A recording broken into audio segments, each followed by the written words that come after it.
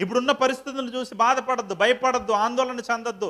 నా దేవుడు గత కాలంలో ఏ అద్భుతాలు అయితే చేశాడో ఇప్పుడు కూడా ఆయన చేయడానికి ఆయన సమర్థుడు. హల్లెలూయా. ఆ గతకాల జ్ఞాపకాలను నువ్వు తెచ్చుకోవాలి. కానీ వీళ్ళు ఏం చేశారంటే ఆ 12 గంపలు వాళ్ళ పడవలో ఉన్న దాన్ని జ్ఞాపకం చేసుకోవడంలా, ఆ అద్భుతాన్ని జ్ఞాపకం చేసుకోవాలా, ఆ సముద్రాన్ని చూసి భయపడిపోతా ఉండారు, ఆ అలలను చూసి భయపడిపోతా ఉండారు. కానీ ప్రభు ఏం చేశాడు? ప్రభు ఏం చేశాడంటే ఆ సముద్రం మీద నడుచుకుంటూ వస్తూ ఉన్నాడంట. హల్లెలూయా. దేని మీద నడుచుకుంటూ వస్తున్నాడమ్మా? ఎందుకు అంతకుముందు నడుచుకోవాలని, లేదా దాని తర్వాత నడవని దేవుడు అప్పుడే ఎందుకు నడుస్తున్నాడు? వారు దేన్నైతే చూసి భయపడిపోతున్నారో, దేన్ని చూసి దిగులు పడిపోతున్నారో, వారి గుండె నీరైపోతా ఉందో, అలాంటి సముద్రం ఎక్కడుంది? నా కాళ్ళ కింద ఉంది. హల్లెలూయా.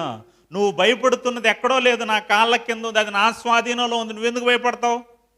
మీరు ఎందుకు భయపడతారు అని వారికి ధైర్యం తెప్పించడానికి దేని మీద నడుచుకుంటూ వచ్చాడు? సముద్రం మీద నడుచుకుంటూ వచ్చాడు. ప్రియమైన దేవుని పిల్లారు, అంటే మన శోధనలు కానీ, మనకు వస్తున్న కష్టాలు కానీ, మనకు వస్తున్న ప్రాబ్లమ్స్ కానీ, అవన్నీ ఆయన కంట్రోల్లో లేకుండా ఏమీ లేవు. అవన్నీ కూడా ఆయన పాదాల కిందే ఉంటుంది, ఆయన కంట్రోల్లోనే ఉంటుంది. ఆయన కంట్రోల్ తప్పిపోయి బయటికి వెళ్ళిపోయి ఆయన్ని అధిగమించి జరిగే సమస్య ఉండదు. హల్లెలూయా.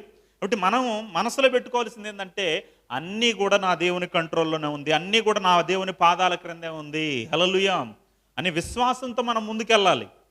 ప్రభు ఏం చేశాడంటే, సాతాను వచ్చి శోధిస్తున్నాడు. ఎన్ని రకాలుగా శోధించాడంట?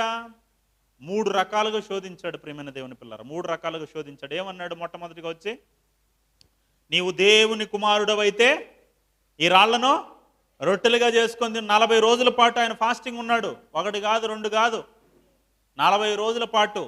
అంటే 40 రోజుల పాటు ఆహారం తినకుండా ఉంటే మనిషి బతకతాడు అంటే బతకతాడు. ఆయన పేరు పొట్టి శ్రీరాములు. ఆయన మన ఆంధ్ర రాష్ట్ర అవతరణ కోసం ఏం చేశాడు? 58 రోజులు ఏం చేశాడు? ఉపవాసం ఉండి చివరిలో చనిపోయాడు. ఇంచుమించు 50-60 రోజుల వరకు బతకచ్చు మనిషి. కాబట్టి యేసుక్రీస్తు ప్రభుల వారు 40 రోజులు ఆహారం తీసుకోకుండా అరణ్యంలో ఉన్నాడు.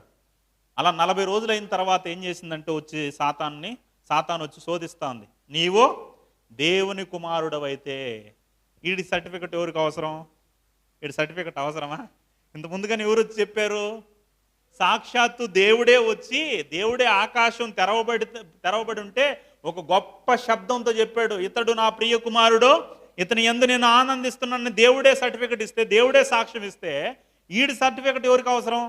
అంటే ఎందుకు ఈ మాట అంటున్నాడంటే, రెచ్చగొట్టాలి, కోపం రప్పించాలి, కోపంలో తప్పిదం చేయాలి అనేసి కొన్ని సందర్భాల్లో నీకు దమ్ము ఉంటే, నీకు దిల్లుంటే, నీకు మీసాలుంటే, నీకు గుండె